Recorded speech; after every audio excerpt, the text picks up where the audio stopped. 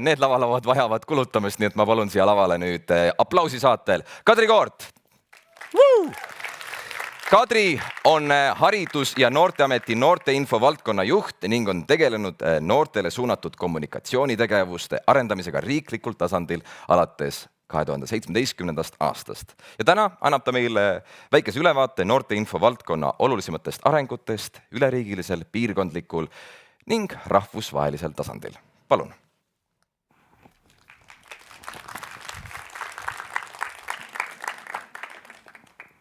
Suur tänu.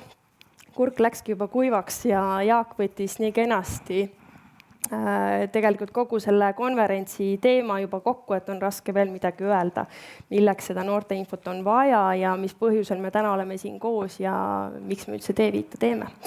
Aga mul on suur rõõm ja suur au avada siis T5 Talk sari oma ettekandega ja annan teile lühikese ülevaate, kahjuks palju aega ei antud, sellest, mismoodi on siis noorteinfo valdkonda arendatud läbi aastakümnete tegelikult.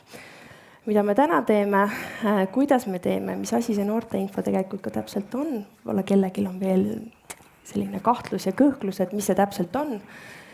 Ja muidugi on mul väga suur soov teid innustada, inspireerida seda valdkonda edasi nügima, selles valdkonnas panustama, et just noored, kes vajavad oma elus ühe või teise valiku otsuse tegemiseks, oleks toetatud, oleksid võimestatud ja selleks on vaja infot.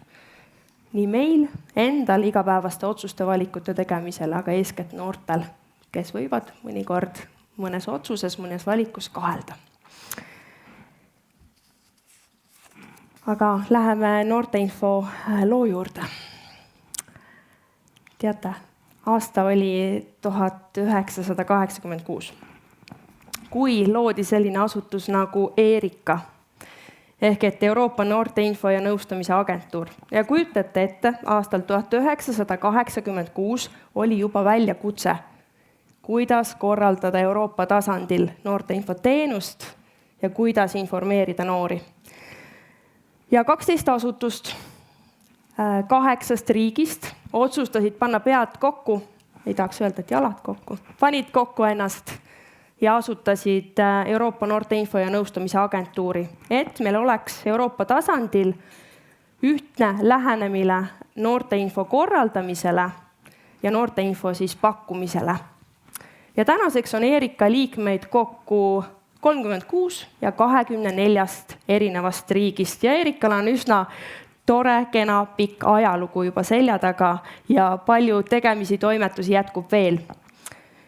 2004 oli see aeg, see aasta, kui Eesti astus ERICA liikmeks, ehk et sellest ajast me oleme kenasti tublisti toimetanud noorteinfo valdkonna arendamisega ja muidugi rakendanud ka Euroopa noorteinfo harta põhimõtteid, mis ongi siis noorteinfo töös üheks hästi-hästi oluliseks dokumendiks ja lähtekohaks. Ja muuseas harta juba 1993 vastu võeti kui ühtne dokument, kuidas siis noorteinfo teenuseid pakkuda, kuidas noorteinfo valdkonda arendada ja nügida.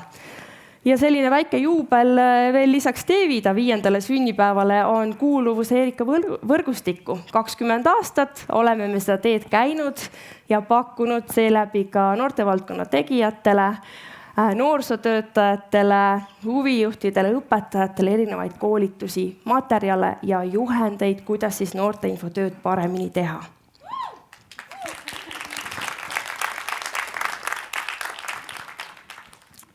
Aasta 2018 avasime me noorteinfoportaali T5 ja me ei teinud seda puusalt, me ei teinud seda lihtsalt selle mõttega, et teeks portaali, paneks sinna info kokku, et oleks lahe. Tegelikult sellele ju eelnes väga massiivne tehnoloogia areng, erinevate platvormide, sotsiaalmeediakanalite areng, mis lihtsalt viiski. Kas ma vajutasin midagi? Et mul kadusid slaidid ära.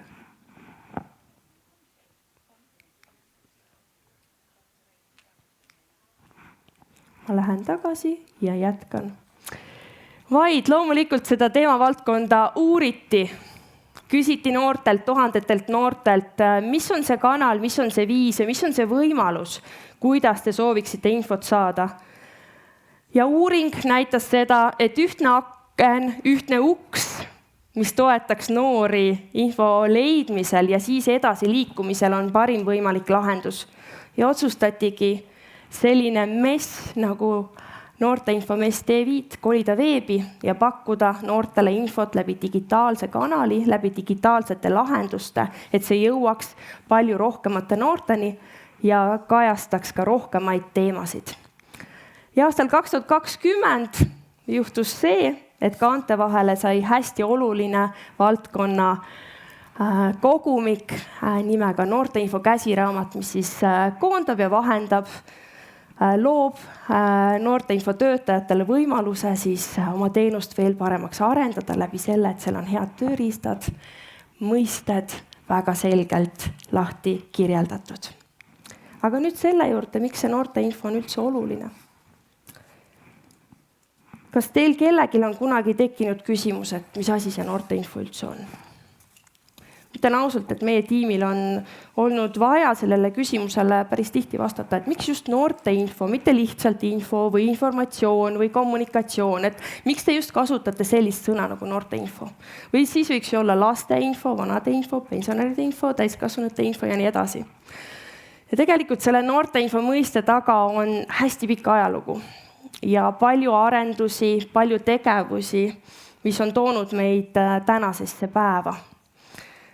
Noorteinfo mõiste on olnud kasutusel mitmekümneid aastaid ja seal on päriselt tegevused, mis on toonud meid selle juurde, et me saame rääkida kvaliteetsest infost, mis on suunatud noortele. Mida noor võib usaldada, ma ei tahaks öelda, et pimesi, alati tasub kontrollida, aga mida noor saab usaldada ja mille pinnalt siis oma elus valikuid ja otsuseid teha. Ja informatsioon, mida me noortele suuname, vahendame, mille arengut me nügime, on väga lihtsalt öeldes selline info, millest noor inimene saab aru. Sest see on kirjutatud selliselt, see on räägitud selliselt, et ta päriselt mõistab selle sisu ja ta saab öelda, ma päriselt saan aru. Ja selle info põhjal, millele noor saab alla kirjutada, et ma päriselt saan aru, saabki ta teha oma elus teadlikke otsuseid ja valikuid. Sest need põhinevad mingisugusel teadmisel, mingisugustel allikatel, mille on loonud, koondanud eksperdid, mille on vahendanud neile eksperdid või siis erinevad platvormid, nagu näiteks T5. Ja mis siis ühel ja teisel viisil suunab noorte teadlikkust, kuidas oma elu paremini korraldada, mismoodi minna edasi või milliseid valikuid, mis iganes valikud ja otsused need elus võivad olla, kuidas neid langetada. Ja eriti oluliseks on muutunud kvaliteetne ja usaldusväärne info minu arust viimastel aastatel, just eriti teravalt. Kui jõuliselt on kasvanud erinevate digitaalsete platvormide areng, sotsiaalmeediakanalid on vallutanud meie kõigi telefonid, valeuudiste, kuidas öelda, vabrikud töötavad täiel aurul, et toota meile peale infot, milles me võiksime kahelda ja me täiskasvanutena tihtipeale kahtleme ka ju väga paljudes infokildudes. Aga kuidas siis peaksid veel hakkama saama noored? On küsimus meile, kõigile, kuidas toetada noori selles inforikkas ja väga kiire tempoga ühiskonnas.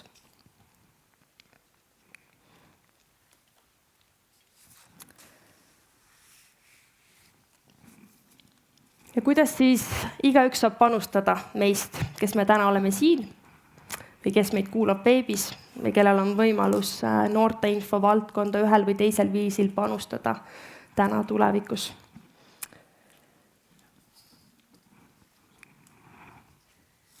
Hästi oluline on see, et me teaksime noorte vajadusi. Ja mida me selleks peame tegema? Loomulikult nende käest küsima. See võib olla uuring, see võib olla küsitlus, see võib olla vestlusring. See võib olla üks-ühele vestlus või hoopiski mõne sündmuse tagasiside. Me teame, mida noored tahavad, me teame, mida noored soovivad. ja me oskame vastavalt sellele kujundada inforuumi. Me oskame luua materjale, me oskame püstitada erinevaid küsimusi, kuidas, mismoodi noortele seda infot vahendada, et nad päriselt saaksid sellest aru. Ja nii ka aastaid on T5 ju tegelikult küsinud tuhandete noorte käest, mis on need teemad, mis teid huvitavad, mida te tahaksite T5 kanalites näha. Ja me jagame seda teadmist ka teiega, head kolleegid, töötades välja teemakuude plaan, mida väga paljud noortekeskused, koolid, huvijuhid, õpetajad rakendavad, et viia erinevad teemad, olgu see meediapädevusest, rahatarkusest või hoopiski seksuaaltervisest noorteni. Hästi oluline on ka kohaneda trendide ja muutustega. Me peame nendele reageerima ja me peame neid tajuma. Tihtipeale oleme me mõnikord ka noortest ühe sammukese ees. Nii kogukonnas, piirkonnas, riigis kui ka rahvusvaheliselt. Me peame teadma, millised võivad olla homsed noorte infovajadused ja me peame oskama vastavalt sellele oma kurssi seada. Ja ma usun, et mitte keegi ei uskunud meist, no võib-olla mõni uskus, et TikTok näiteks saab äärmiselt populaarseks kanaliks ja sa pead andma info edasi mitte isegi minuti või poole minuti, vaid 4, 5, 6 sekundiga, et see hakkaks kedagi huvitama. Või ei osanud me tegelikult ette näha seda, mismoodi tehnoloogia ja digitaalsed lahendused arenevad, et me oskaksime olla valmis digihügieeniks, et meil oleks oskused tulla toime keerukate küberturvalisuse olukordadega või üleüldse rääkides meediapädevustest. Ma arvan, et me tegeleme hetkel tagajärgedega, mis on toonud kaasa just see kiire areng digitaalmaastikul või digivaldkonnas. Euroopa noorteinfo harta on samamoodi käinud siit mitu korda läbi. Ja ükskord oli üks seminar, aastaid tagasi. Üks noortevaldkonna töötaja ütles, appi, issand jumal, kui ma kuulen sellist sõna nagu harta, mul tuleb kohe hirm peale, mul tuleb kananahk peale, et see tundub midagi nii õudselt ja hirmsat, et ma ei julge isegi seda dokumenti hakata lugema. Aga tegelikult on hartas pandud kirja soovitused. Kuidas ja mismoodi läheneda noorte infole ja mismoodi läheneda selle korraldusele. Seda dokumenti ei pea kartma ja ma usun, et kui te võtate selle lahti, siis te saate väga paljudele, hartas on 9 põhimõtet, väga paljudele põhimõtetele juba liinukese panna taha, sest te juba teete seda oma töös. Aga seda on alati hea pidada silmas ja meeles, kui me töötame uusi lahendusi, uusi võimalusi noortele välja. Ja kindlasti on hästi oluliseks komponendiks igaühe panusel just ekspertiis, allikad. Millel põhineb info? Kas on kellegi arvamus või see on eksperdi, spetsialisti, asutuse välja töötatud programm, infomaterjal? Hästi oluline on koondada ja kasutada adekvaatseid ja kvaliteetseid allikaid, mida me ise usaldame ja mida me saame anda kasutamiseks noortele. Ja kindlasti on hästi oluliseks märksõnaks täna ka efektiivsed kanalid ja see, mismoodi, kuidas me infot jagame, milliseid lahendusi me kasutame ja kuidas me üldse neid loome. Ja täna on hästi oluliseks märksõnaks kindlasti luua kanaleid ja arendada kanaleid ja miks mitte ka hallata kanaleid koos noorte endiga. Kokkuvõtvalt, igaühe panus on hästi-hästi oluline, et kujundada kvaliteetset infokultuuri meie ümber. Nii meie enda infokultuuri, mida me ise täiskasvanutena tarbime, kui ka noorte infokultuuri, et noored saaksid olla nügijad, erinevate teemavaldkondade nügijad, saaksid panustada erinevates teemavaldkondades. Nad teaksid oma võimalustest, nad teaksid oma valikutest, sest kui nad seda ei tea, neil puudub info selle kohta, siis on väga raske võtta oma elus ühte või teist otsust vastu.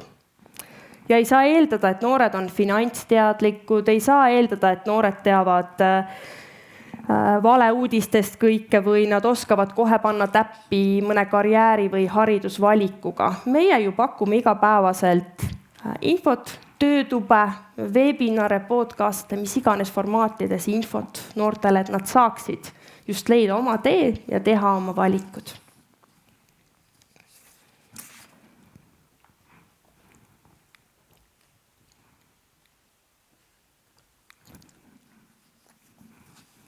Ja mul on siin selline küsimus, et mis siis on õige vastus?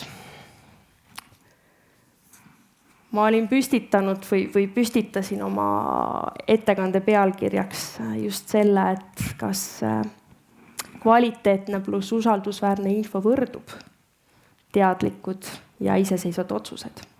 Kuidas teie arvate? Ma näen, et te olete väga mõtlikud. Mina küll usun siiralt seda, et kui informatsioon, mida me noortele pakume, mida me noortele vahendame, mida me noortele koondame või olles selle info arendajad, nagu me oleme D-Vida poolt, noorte infoportaali D-Viit tegemisi nügimas, siis me saame olla kindlad, et kui info, mida me pakume noortele, mida me vahendame noortele, on tõesti kvaliteetne ja usaldusväärne, siis noor saab kindlasti teha iseseisvaid ja teadlikke valikuid oma elus. 5 on see number, kui kaua me oleme noorte infoportaali D-Viit tegemisi nüginud.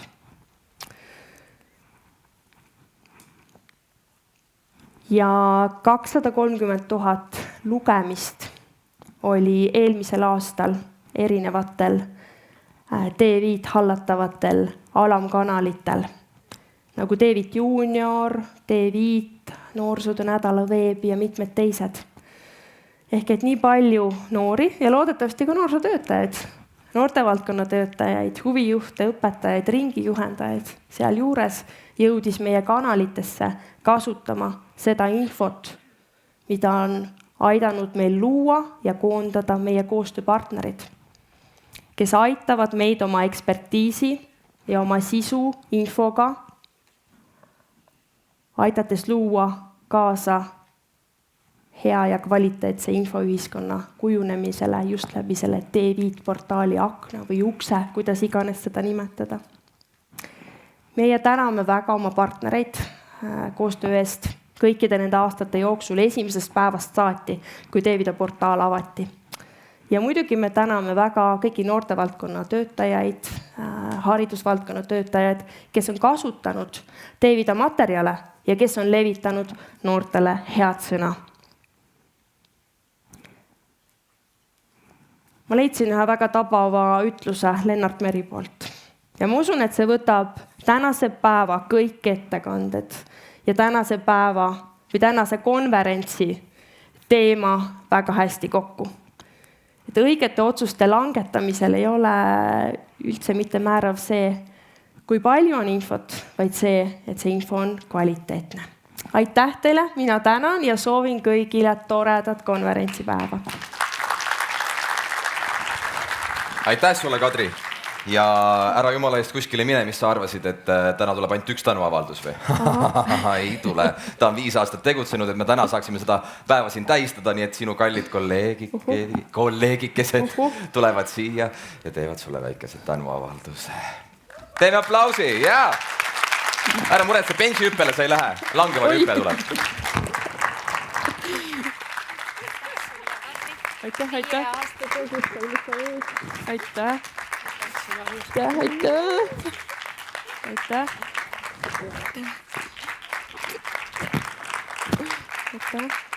See on küll nüüd üllatus. Aitäh. Aitäh sulle. Millised kolleegid? Mõnele lihtsalt paistab päike eredamalt peale, ei ole mitte midagi teha. Aitäh.